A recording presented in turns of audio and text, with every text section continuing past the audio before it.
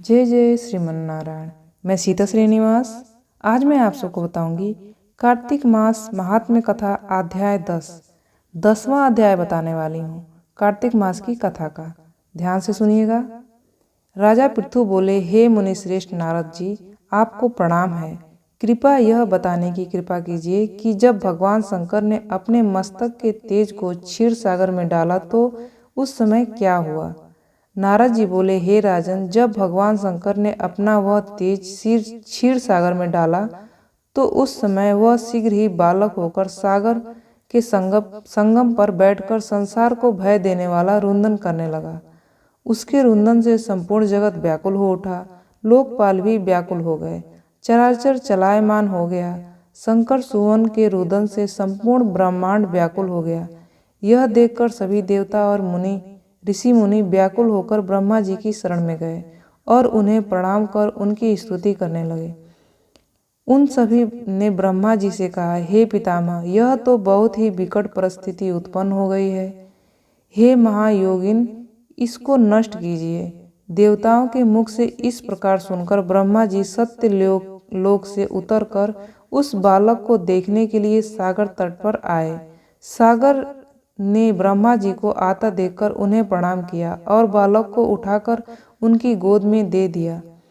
आश्चर्यचकित होते हुए ब्रह्मा जी ने पूछा, हे सागर, यह बालक किसका है? शीघ्रता पूर्वक कहो। सागर विनम्रता पूर्वक बोला है, प्रभु, यह तो मुझे ज्ञात नहीं है, परंतु मैं इतना अवश्य जानता हूँ कि यह गंगा सागर के संगम पर प्रकट हुआ है। इसलिए हे जगत गुरु, आप इस बालक का जात कर्म आदि संस्कार करके इसका जातक फल बताइए। नारद जी राजा पृथु से बोले।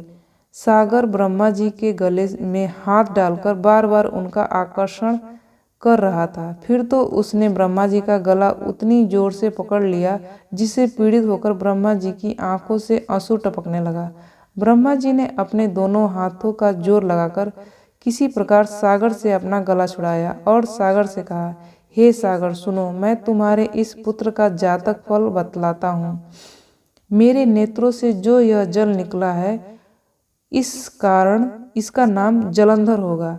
उत्पन्न होते ही यह तरुणावस्था को प्राप्त हो गया है, इसलिए यह सब शास्त्रों का परमगामी, महापराक्रमी, महावीर, बलशाली, महायोद्धा और रण में विजय प्राप्त करने वाला होगा।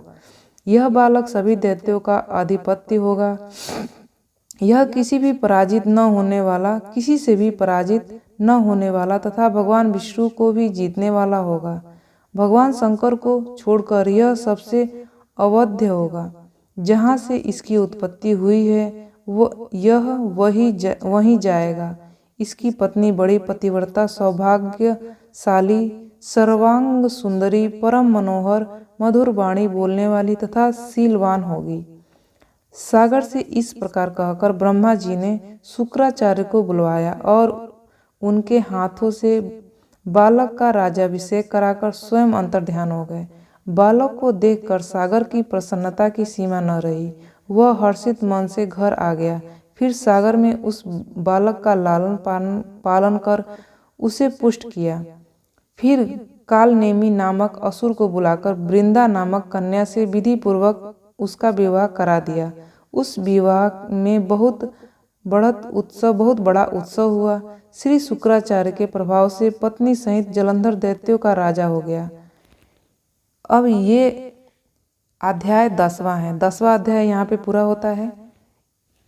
ये वीडियो आपको कैसा लगा? इस तरह की जानकारियाँ पाने के लिए आप इस चैनल को सब्सक्राइब कर दीजिएगा। आपका दिन शुभ हो, आपका दिन मंगलमय हो। इसी आसार आशीर्वाद के साथ इस वीडियो को समाप्त करती हूँ। जय जय श्रीमन नारायण।